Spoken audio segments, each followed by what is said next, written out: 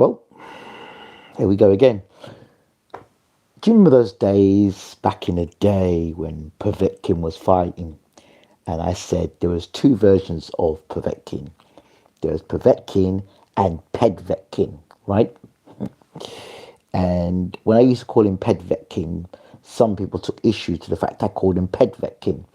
And I said that there's no way that this guy, Povetkin, should be allowed to be able to continue to box because some of his results, like some of his knockout wins, were unbelievable. His punching power was unbelievable. I'm not saying he wasn't a good boxer because Povetkin was a good boxer, but I always felt there was something additional to his boxing feats. Having said that, I am taking in one mind as well the political climate with Russia and everything, and that's something else that can always be used to blacklist him now that he's retired. But the thing is, Povetkin was had the ability to be on big cards promoted with question marks about his activities around PEDs. That's where the Pedvetkin come from. It's all questionable results, and the thing is, he got a few big fights. He got fights with Dillian White. He got a fight with David Price. Did he fight? Did Povetkin fight Hughie Fury? Not maybe Pulev.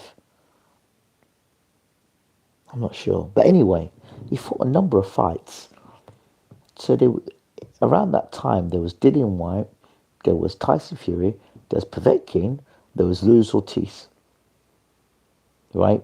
And my problem was that when Pedvetkin he came back, he was suspended, he came back, he boxed, he got three or four pay-per-view fights. Who else was suspended? I think Dillian White got suspended, was promoted, he came back and fought. Luis Ortiz, I know, was suspended, came back and fought on pay-per-view. Right, in pay-per-view fight with Deontay Wilder.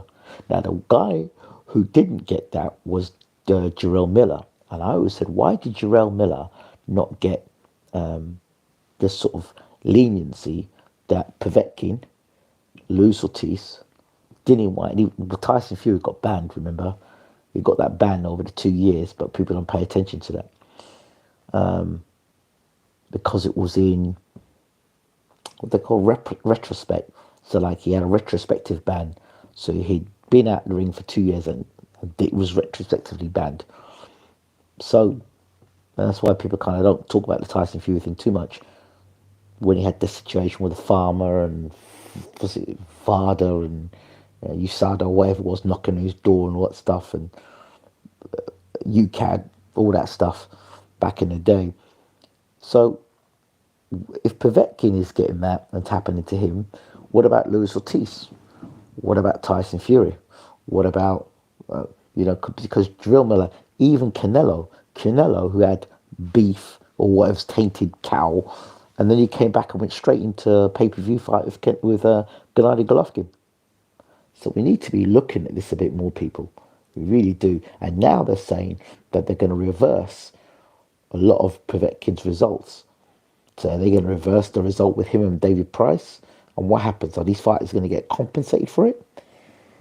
Boxing's a complete and utter mess.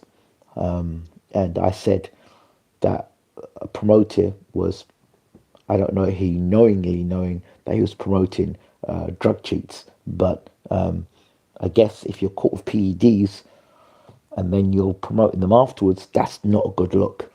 But there was quite a few fights floating around that time that also from the UK that were caught with PEDs as well. So again, when I was talking about Pedvetkin and saying Pedvetkin, and people were saying to me, "Oh, you shouldn't call him Pedvetkin." Well, now the stuff about Pedvetkin is true. They're going after his record and they're gonna reverse some results. And if that starts happening in boxing, like I said this years ago, and people looked at me like I was a madman.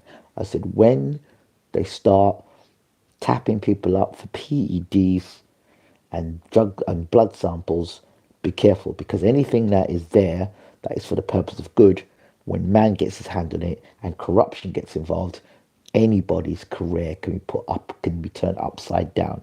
And if you don't do what people say, they can call you a drug cheat. Do you understand? And you may already be a drug cheat. You may be a part of the circle that's of people that are using performance enhancer drugs, but they're keeping it on the quiet. One person told me that they're all on it. One person told me, and he is a well-known boxer, and he said, they're all on it.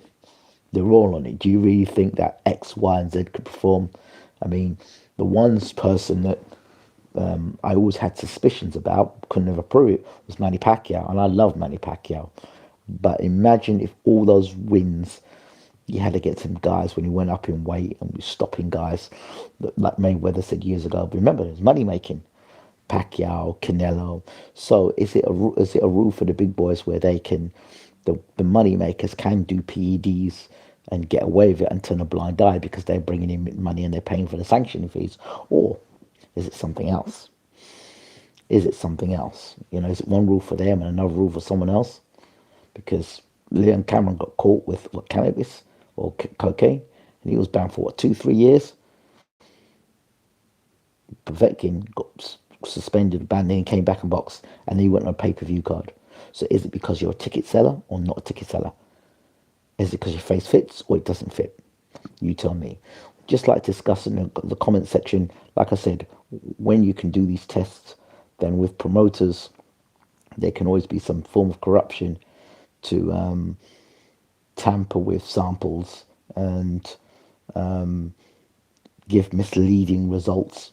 Therefore, a fighter's career can be destroyed. And then a contract could be terminated because you say, you failed a drugs test. And in your contract, it says, well, if you fail a drugs test, we can let you go. So there's many ways to skin a cat, and that's possible. And if I'm thinking like that, the God only knows there's people out there that would use that way to get contracts terminated. You know, it's a dirty business, I think, and I won't put anything past these snakes. My thoughts. Am I surprised about Povetkin? Not really. But again, there could be a stitch up now because the whole political situation around Russia. However, some of Povetkin's performances, I said there were some Povetkin performances and there was Pedvetkin performances. I mean, when he fought against Marco Huck, right? Against Marco Huck, he was getting beaten crap out of by Marco Huck. You remember that fight? The Marco Huck fight? But this is the same guy that took out Dillian White with a left hook. This is the same dude that took out, what's this guy? Not Maris Fak. Was it Maris Fak he stopped? Was it Maris Fak he stopped in 5 rounds? And we fought some guy who was like, yeah, that guy. I think it might have been the dude that fought Deontay Wilder. And Deontay Wilder, like, stopped this guy in 11 rounds. He took Wilder's best shots. Povetkin knocked him out in 4 or 5 rounds. Literally, I think the guy didn't even have a pair of boots on. He had a pair of running trainers on. I can't remember the guy's name again. I'm sure you'll remember him. Povetkin knocked him out in like 4 or 5 rounds. And like where's he getting that punching power from? Yeah. I remember he knocked out. Was it Manuel Shai knocked out with a shot as well? Like, I don't know. I don't know about Povetkin. Pedvetkin. Yeah, but there was stuff way stopped. I remember when he was going to fight Stavern, Povetkin was going to fight Stavern, and that fight got cancelled because of, I think, Povetkin and some crazy stuff out there as well. Anyway, that's my thoughts. Pedvetkin. Yeah, I wonder how that's going to affect the heavyweight division and results. And I hope those fighters now, that if he's going to get those results reversed, does that mean those fighters are going to get compensated? Should be interesting. Speak to you soon. Don't forget to rate, subscribe, leave your comments, and share this video. I'm out. Take care.